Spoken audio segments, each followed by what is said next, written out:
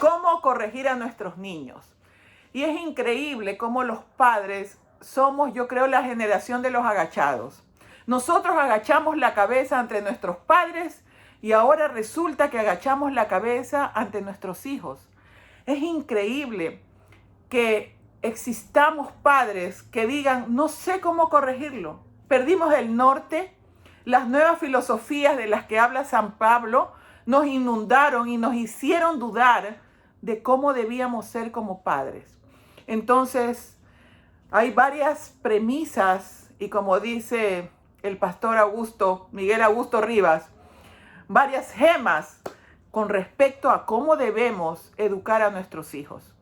Y vamos a combinar un poquito lo que es la psicología y lo que dice la palabra de Dios, porque nada de lo que yo pueda enseñar como psicóloga, jamás, si contradice la palabra de Dios, yo lo ignoro. Entonces, lo primero que tenemos que saber es lo que Dios dice: instruye al niño en su camino y aunque fuere viejo no se apartará de él. Pero ¿cuál es el problema? Que necesitamos educar a los padres. Son los padres el modelo para sus hijos. ¿Y cómo somos los padres?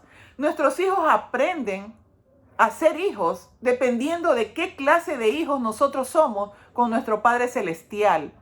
Entonces, ¿tú eres respetuoso con tu Padre Celestial? ¿Tú eres obediente con tu Padre Celestial? ¿Tú reflejas a Cristo? Entonces, primero, revisemos como padres quiénes somos, porque en el niño no se impregna lo que tú le dices, sino lo que él ve en ti. Los niños aprenden por modelaje. Cuando yo veo a un niño maleducado, yo sé que ahí hay una falla de los padres. Entonces, los padres necesitamos recibir educación sobre cómo debemos primero comportarnos nosotros para ser modelo para nuestros hijos. Y nosotros somos, pues, en mi caso, yo tengo 57 años, somos de la generación en que vimos todos los cambios de una manera abrupta. Yo me acuerdo que para cambiar el televisor, que siempre se rompía la perilla, yo tenía que coger el alicate y ahí cambiar de canal en canal, hasta ahora que estamos, que ya todo es digital. Entonces, creo que nos confundimos y creo que perdimos el norte. En primer lugar, tenemos que ver que los niños no son iguales en todas las edades. Como este tema se llama ¿Cómo corregir al niño?, vamos a verlo desde los 0 hasta los 12 años. Y los niños tienen 3 etapas. La primera etapa es de los 0 a los 2 años. De los 0 a los 2 años, los niños no tienen autocontrol, no tienen dominio propio y no entienden las cosas que le decimos. Los niños están en un momento de exploración y ellos todo lo quieren ver, todo lo quieren tocar. Y cuando ellos no saben, cuando algo llega donde ellos y ellos no lo pueden controlar, ellos sencillamente lloran, gritan, pegan o muerden. Entonces, esta es la edad en que los padres necesitan tener una paciencia única. Cuando el niño, por su curiosidad y por su deseo de aprender en esta edad en que todo se mete a la boca, pues los padres tienen que estar atrás del niño, pero atrás del niño de la siguiente manera. Tú ves que hay una bajadita que no es muy peligrosa, déjalo que se caiga, que ahí sí va a aprender que no se debe ir por la bajadita, ¿verdad? Pero ¿qué pasa? Muchas veces no queremos que ellos aprendan y no los dejamos que hagan absolutamente nada y los sobreprotegemos. Entonces esos niños crecen como niños inseguros e inútiles. No pueden hacer nada porque a todo le tienen miedo. Entonces, vigila a tu hijo si tiene entre los 0 y 2 años, pero de tal manera que él no se asuste cuando tú te asustas. Tienes que ponerlo en un lugar seguro. Esa no es la edad para enseñarle que no se tocan los objetos que se pueden romper. No lo va a entender. De los 0 a los 2 años tiene que ser todo el hogar seguro. Los tomacorrientes tienen que tener su protección. No puedes dejar un mantel que él pueda alar el mantel y que se le vengan las cosas encima. Él no va a entender. Y esa es la edad en que cuando él se va a un lugar peligroso, tú tienes que cogerlo y ponerlo en otro lugar. Él no va a entender por más que tú le expliques y por más que le digas. Él solamente, cuando él se va a un lugar peligroso y tú lo mueves hacia otro lugar, en primer lugar lo tienes que mover para ponerlo a hacer otra cosa. No puedes mover a un niño para ponerlo a hacer nada porque va a regresar a donde era peligroso. Entonces, cuando él hace eso, muchas veces, cuando tú ya le has enseñado que lo tomas y lo pones en otro lugar y le dices, ahí no, nada más, porque si tú le dices, ahí no, porque te puedes caer, él no escucha. Entonces, si tú le dices no y lo pones en este lugar, y cuando tú le hablas no gritando, sino de manera firme y con un tono de voz serio, la próxima vez que él vaya, él te mira. Y según la cara que tú tengas, él lo hace o no lo hace. Es increíble. Pero no, resulta que los padres le dicen no y cuando ve que lo mira el hijo se ríen. Entonces el niño se confunde. Tú tienes que tener una cara dulce y llena de amor cuando él hace las cosas bien. Y una cara seria cuando no está haciendo las cosas bien. No puedes hacer nada más hasta los 2 años. Te toca protegerlo, te toca cuidarlo, te toca estar atrás de él. Ahora bien, ¿qué pasa cuando ya ese niño pasa de los 2 a los 6 años? Ya ellos ya entienden lo que le estás hablando. Por regla general a los 3 años. Entonces, nosotros tenemos que trabajar con los niños con acción-consecuencia. Acción-consecuencia. Es decir, esto se llama reforzamiento positivo y un poco de condicionamiento. Por ejemplo, les voy a dar una idea. Ustedes pueden tener unas fichas de colores y esas fichas de colores tienen un valor. Entonces, por 3 fichas de colores, por ejemplo, por 3 cosas que él haga bien, él tiene derecho a tomarse un helado. Entonces, si bien estamos trabajando por un sistema de recompensas, nosotros tenemos que hacerlo así a esa edad. Entonces, cuando tú quieres, por ejemplo, que tu hijo mejore su aseo personal, tú le dices, si te lavas los dientes, tienes una ficha. Si te lavas la carita, tienes otra ficha. Si te bañas, tienes otra ficha. Entonces, él va a acumular fichas y tú vas a tener una cartulina donde él va a tener sus premios según las fichas que vaya acumulando. Por regla general, eso que ellos hacen por ganarse la ficha termina volviéndose un hábito. Después de 6 semanas que tú hagas todos los días lo mismo, eso se vuelve un hábito. Y nunca debe existir la palabra castigo como tal, porque eso suena a desquite. Entonces hay consecuencia. La consecuencia es que si se porta mal, él va perdiendo fichas. Es increíble cómo los niños, con este sistema sencillo, aprenden a comportarse.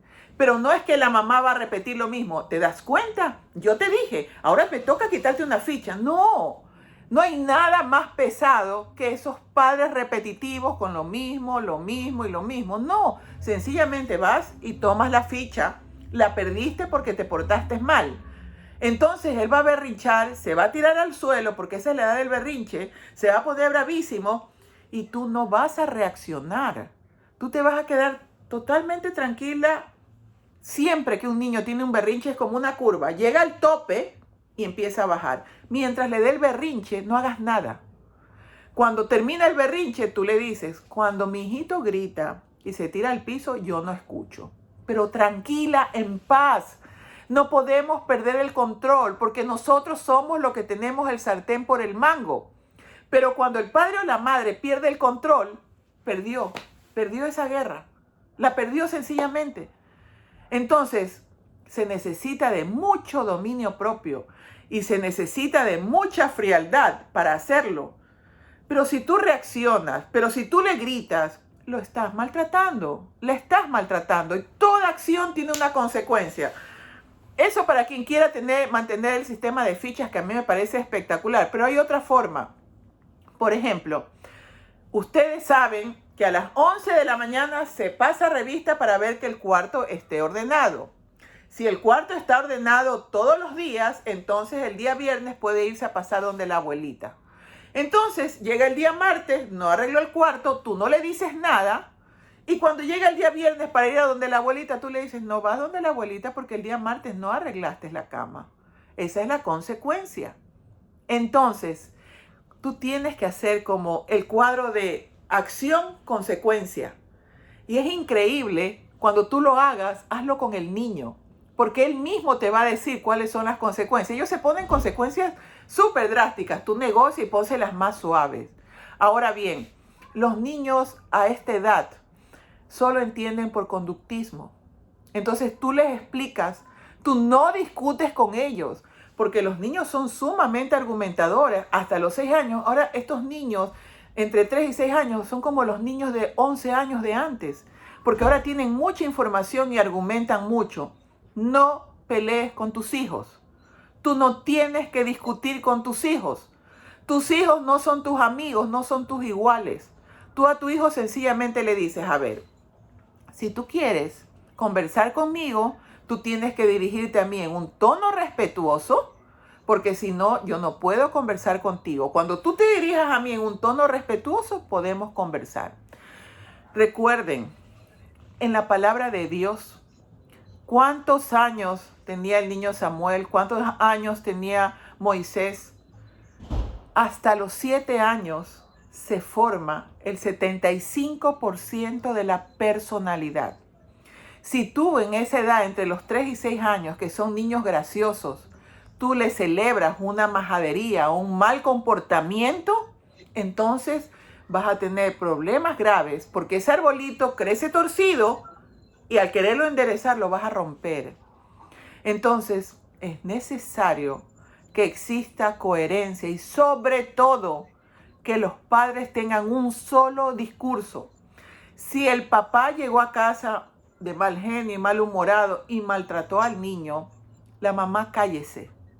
Porque donde en ese momento se mete, se pierde totalmente la autoridad del padre. Ya cuando estén a solas, sabe lo que tiene que decirle. Pero jamás se desautoricen delante del niño. Ni jamás se pongan a defenderlo del castigo que el otro le quiere dar. Claro, tengamos criterio. No estoy diciendo que estén matando a tu hijo y tú no hagas nada. Pero si tu esposo está matando a tu hijo, entonces haz lo que dice la palabra de Dios. Sepárate, quédate sin casar. Pero si tienes a una pareja maltratadora con tus hijos, tampoco puedes, o sea, ¿qué estamos haciendo ahí? Y me disculpa porque los pastores siempre dicen que hay que orar y que mantenerse y que en el hogar y todo, pero cuando hay maltrato yo no estoy de acuerdo con que los hijos vivan en un hogar donde hay maltrato, ¿ya? Y estoy partidaria con eso de sepárese y quédese sin casar, porque si no hay adulterio no puede haber divorcio. Entonces, los padres tienen que tener un propio discurso, pero ¿cuántas veces de pronto la mujer le llama la atención al marido como si fuera el hijo? El otro día me escribe una paciente y me dice, doctora, imagínese que mi esposo se paró de la mesa sin levantar los platos, que es lo que a él le toca, como estábamos en cuarentena, estaban con los nervios de punta, y yo fui y le pregunté a él que por qué no había levantado los platos, y él le contestó una grosería horrible que no se puede repetir. Entonces me dice, imagínese, yo le dije a ella, ¿no te diste cuenta que en ese momento te creíste la mamá de tu esposo? Tú no eres la mamá de tu esposo. Tú podrías haberle dicho, amor, no recogió los platos y punto. O porque tú le dijiste de esa manera los recogió. No los recogió. ¿Qué ganaste? Que te falten el respeto. Entonces, las mujeres debemos tratar a nuestros esposos con respeto. Y los hombres deben tratar a su esposa con amor, como dice la palabra de Dios. Dar su vida y entregarse a ella.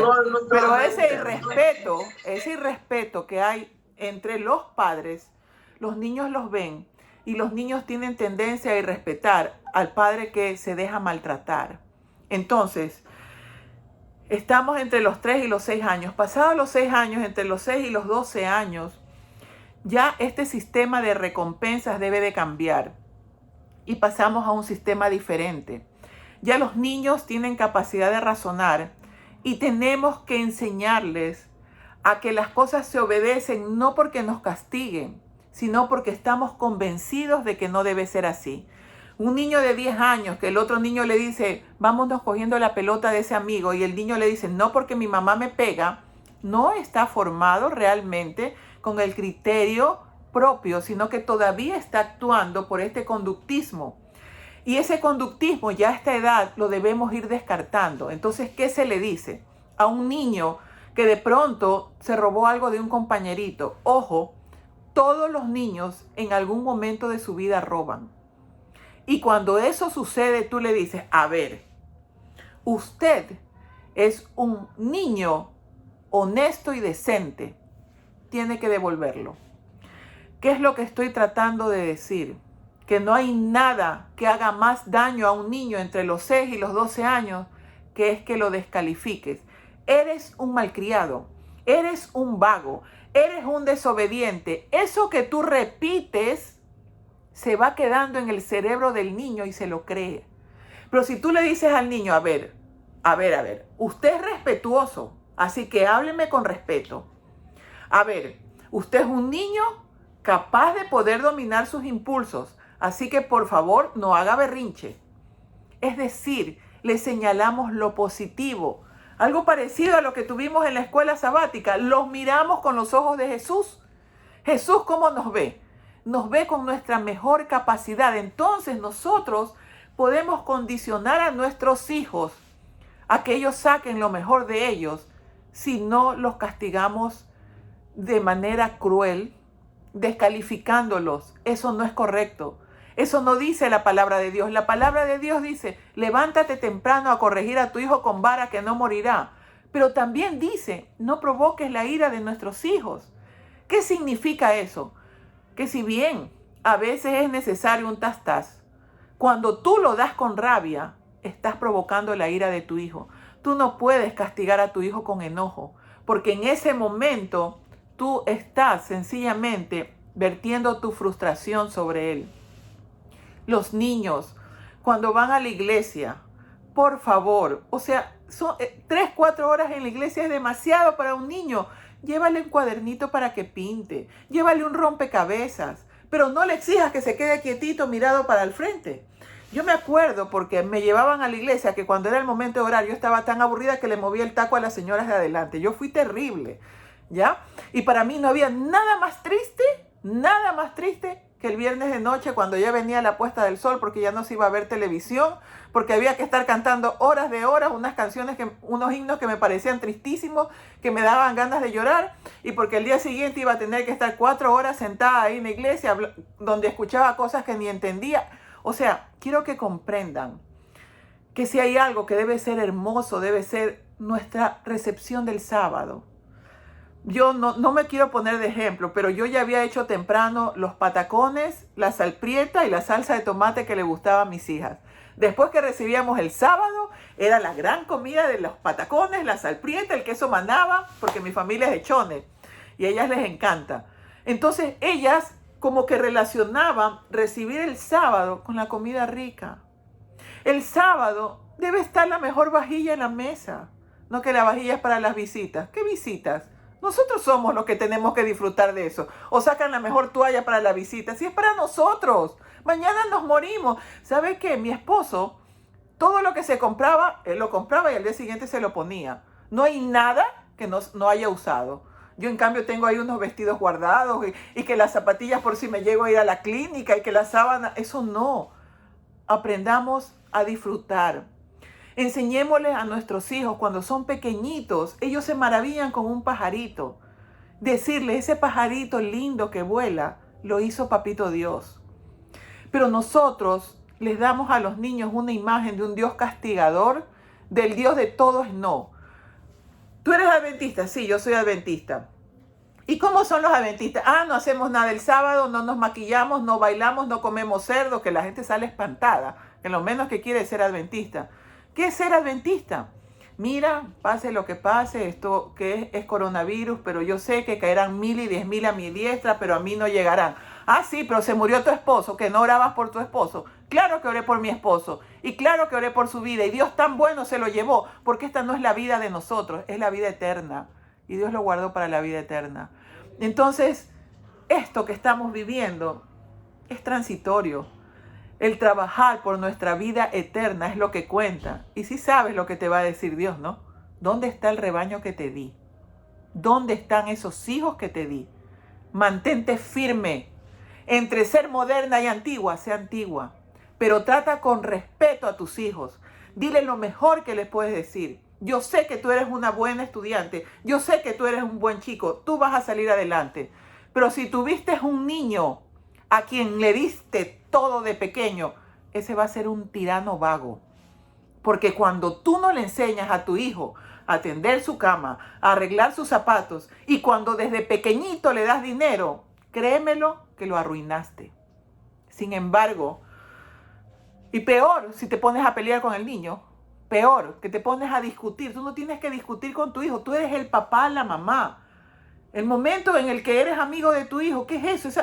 Pues yo ahora puedo ser amiga de mi mamá, pero cuando somos jóvenes, nosotros no tenemos que ser amigos de nuestros hijos. El otro día me decía una paciente que ha descubierto que el niño tiene conversaciones homosexuales. Entonces ella me decía, ¿qué hago? ¿Le pego? ¿Lo mato? Le digo, no. Vamos, y entre las cosas que yo le decía es, no te pongas a discutir con él. No se trata cuestión de discutir. Revisa primero qué pasó con su educación. ¿Por qué? ¿Por qué los chicos de menos de 16 años tienen celular? Explíquenme en eso. O sea, ¿qué crees que va a pasar con el celular? Si nosotros siendo adultos somos carne y nosotros tenemos tendencia al mal y a lo que no es aconsejable, ¿cómo pretendes que un niño de menos de 16 años no se meta en páginas pornográficas, no se meta en conversaciones inadecuadas? ¿Qué hace un niño de menos de 14 años con Facebook? O sea que para poderle abrir la cuenta a tu hijo mentiste, porque menos de 14 años no debes de tener. O sea, ¿dónde se nos fue nuestro criterio? Realmente tú tienes dominio propio, ese que Dios nos dio, que dice 2 de Timoteo 1:7, porque no te he dado espíritu de timidez, sino de poder, amor y dominio propio. Realmente el cerebro se termina de formar a los 21 años. Antes de eso, a los 13 años, los niños, a los 11 años, 12, 13 años, ya tienen totalmente formada su parte sexual, pero no su parte de toma de decisiones. Si tú dices a tu hija de 17 años, yo confío en ti, la dejas sola en la casa con el enamorado, algo va a pasar. Porque recién a los 21 años tu cerebro se terminó de formar.